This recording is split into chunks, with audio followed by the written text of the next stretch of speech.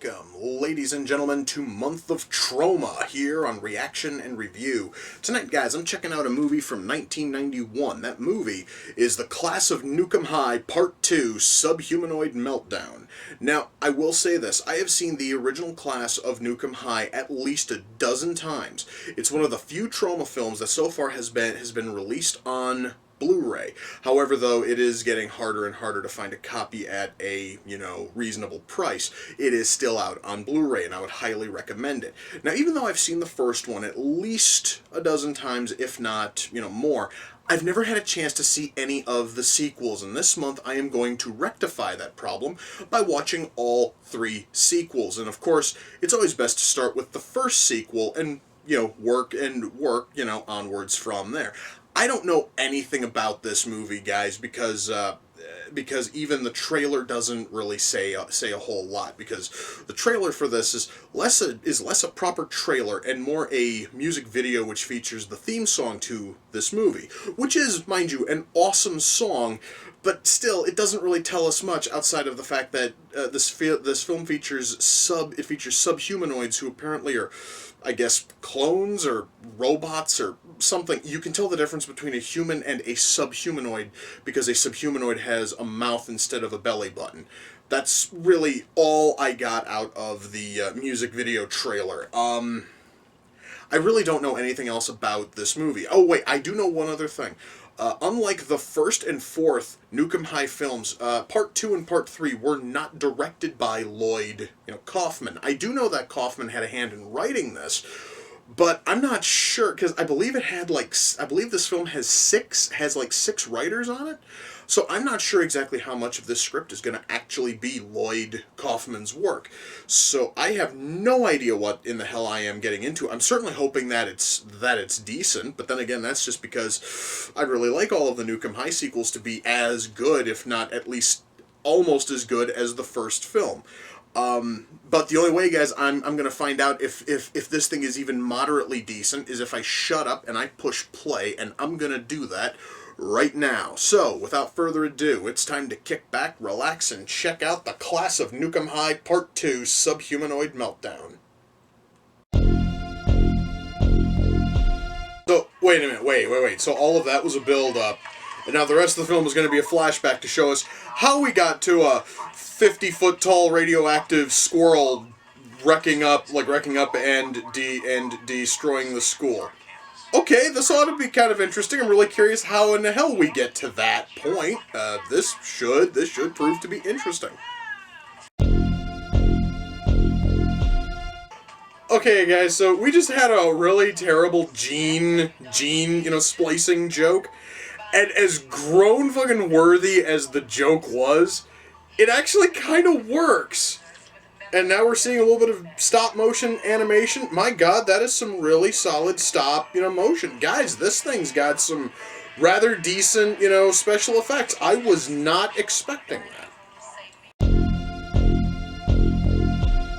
Okay. Guys, I really was not expecting a cameo from Toxie in this film.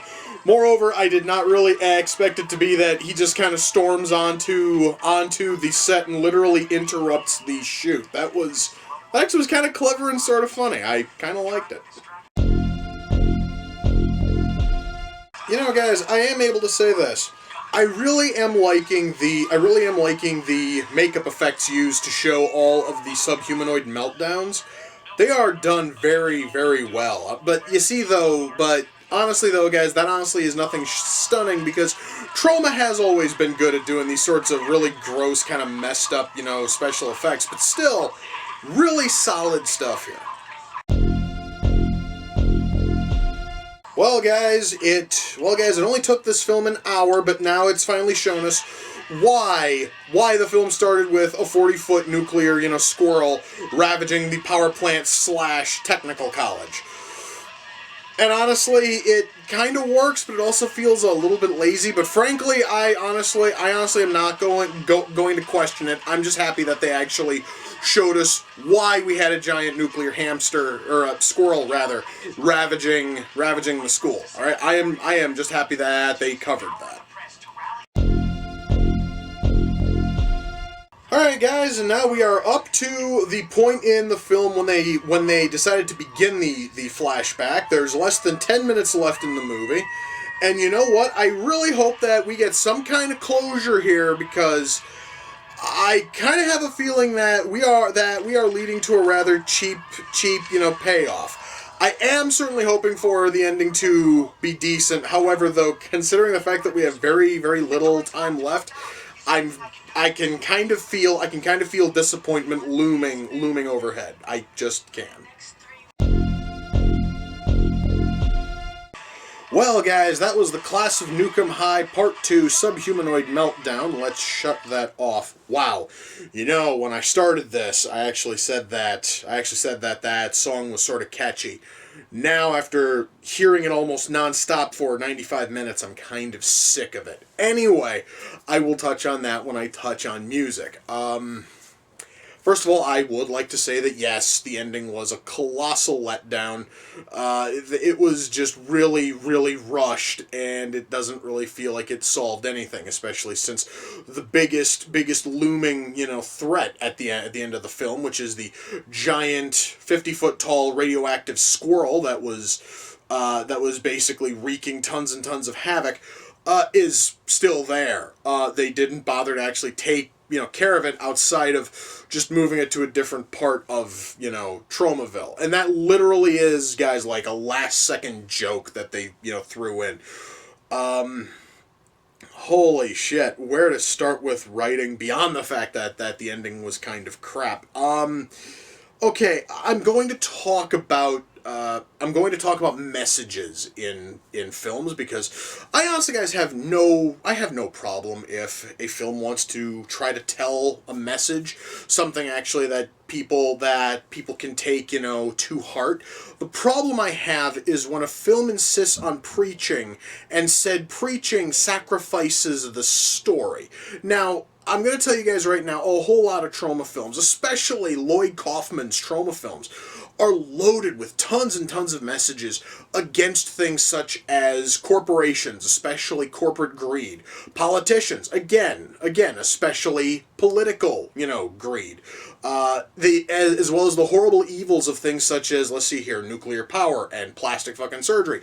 All of this is talked about and mentioned in trauma films, and they're shown to be these terrible, evil things, but at no time do they ever sacrifice the story in order to further these messages. And the Class of Nukem High 2 does the polar opposite of that. It sits there and it preaches to you these simple, easy messages, and it sacrifices the story because they want to spend more time informing us that yes, this guy's going to sound really out there, but slavery is bad.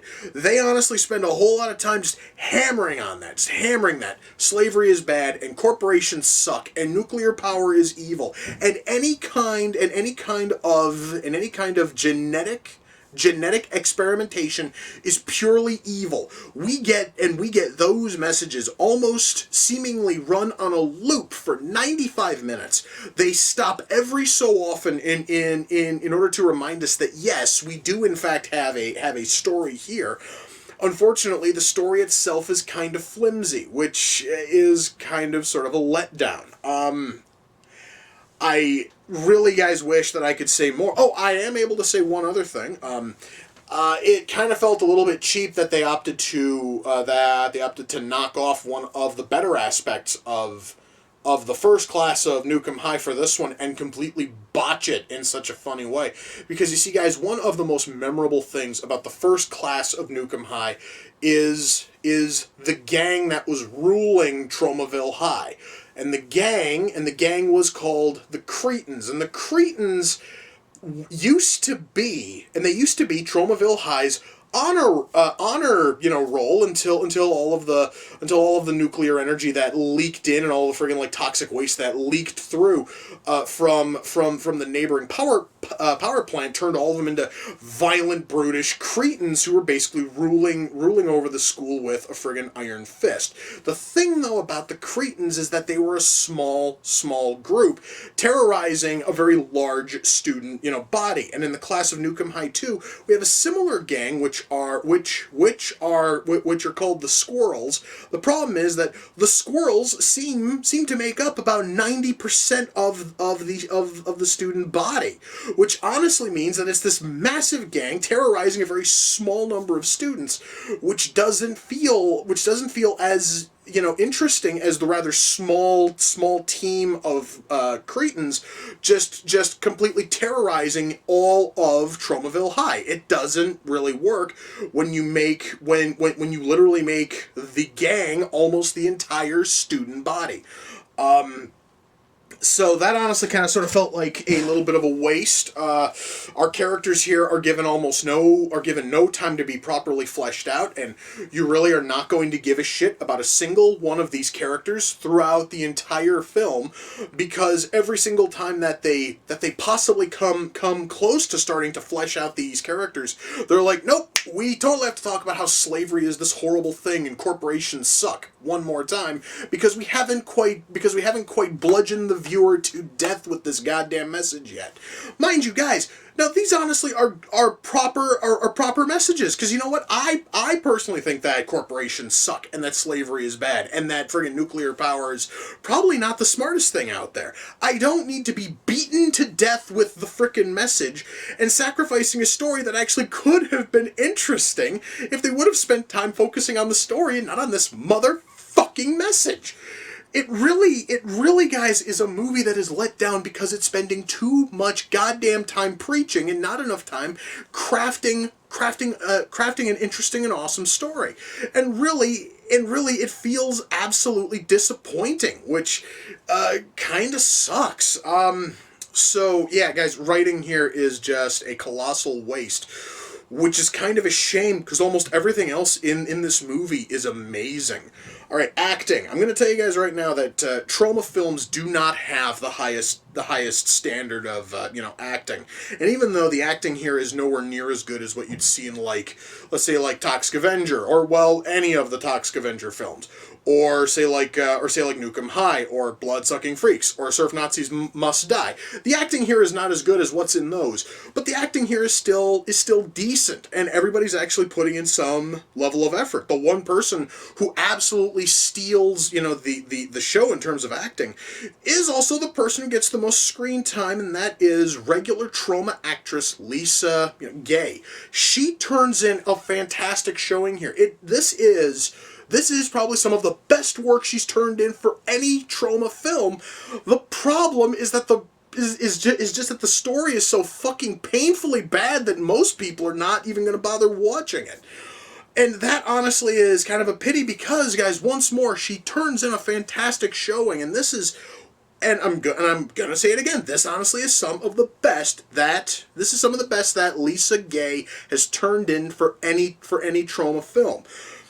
And it's kind of wasted because the writing is this terrible. Now, mind you, even though she, stands out and towers over everybody else in terms of being able to act, everybody else at least turns in a passable showing. And the only times that we have genuinely bad acting is when it's rather intentionally bad, and that is in the case of our subhumanoids who are not supposed to show any kind of feeling because they have been bred solely to be essentially feelingless, mindless drones, and they honestly pull off that just fine. So yes, guys, the acting here is good. Special effects here are seriously your normal like Troma fare in terms of, let's see here, makeup effects, special effects. Suit work, they honestly do not often do like suits because this thing has the giant fucking squirrel that is basically terrorizing the power plant, and that is all done with suits with a suit and props, and it works really well. However, the crowning thing here in terms of special effects has got to be the numerous shots of stop motion of all the previous sub fucking humanoids which had been created before they were perfected and made to look more human. And every single one of those creatures is done in stop motion and looks fantastic. It really is, guys. The one reason to even think about watching this is, well, first of all, we have the awesome stop motion, we have the fantastic acting from Lisa Gay, but then guys, but then once more the writing comes in and tries to murder you as it beats you over the head with its fucking ultra childish messages. I am going to continue to hammer on writing. The writing's the one thing that is going to chase most people away from this thing. Let's see. Sound mix here is done really good. We also have a whole lot of that very, very classic Troma thing where fucking lines are dubbed in poorly, and I mean very poorly, and it kind of sort of takes a goofy scene and makes it slightly, goofier, and it's one of those times when very, very poor, dubbing actually works. Music. I want to touch on music because this thing does not have a whole lot of a soundtrack, okay? Well, also, though, to be fair, the, score here is okay, but the soundtrack is shit, because the soundtrack seems to be made up of about 3 songs. The one that plays the most is the theme of Nuke 'Em High 2, which is the same song that was used for the trailer. And you hear it at the start of the film, and you hear it almost every time that the squirrels are when the squirrels are on screen. It's like it really is the one song that seems to play almost non-stop for 95 minutes. The song, the first time that you hear it, it is really, really catchy. And then when it's playing for about the 8th time, when the fucking closing credits are scrolling, you never want to listen to the fucking song again. Because similar to the messages in this movie, it beats you over the head with this song until you never want to hear it again. Which is not normal for Troma films, because normally when they do get theme songs for these movies, they usually use them exclusively for the opening credits and then nothing else, because they did that for Toxic Avengers 2 and 3. Nuke 'Em High fucking 1 had this really catchy song.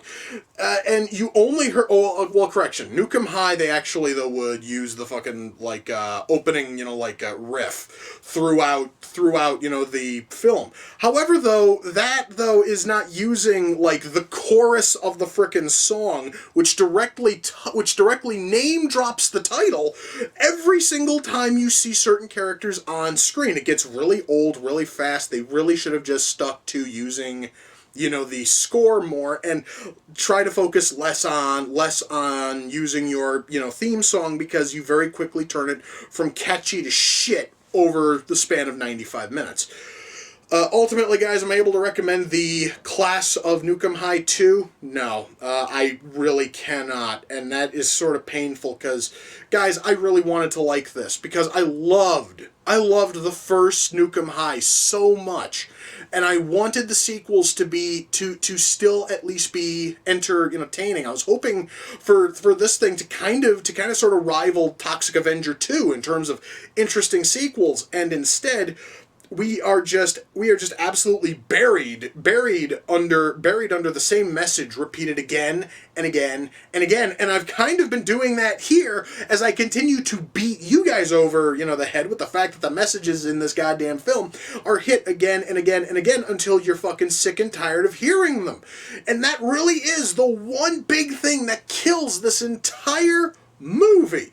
It probably also doesn't help that this thing here has a script that was written by, hang on a second, guys, because I actually have it paused and the credits are just coming up on writer's credits. Hang on. 6 people. This thing was written by 6 fucking people.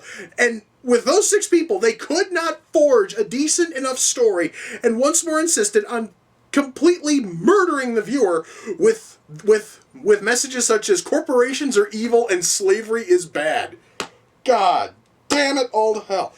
Anyway, guys, I cannot recommend this unless, and I'm not sure if this is on there or not, you may be able to watch this thing for free on the YouTube Trauma Movies channel. And if you can see it for free on there, then by all means go ahead and check it out. However, if they also have the first Nuke 'Em High on there, please by all means go and watch that one instead. It is infinitely better. Now, Class of Nuke 'Em High Part 2, Subhumanoid Meltdown, came off the Amazon wishlist. The person who sent it in was Robert, and you guys please swing on over and check out Robert's profile over on Amazon, where he has tons and tons of text. He has tons of text, reviews for a multitude of different things. Robert, I thank you. I really was curious about this.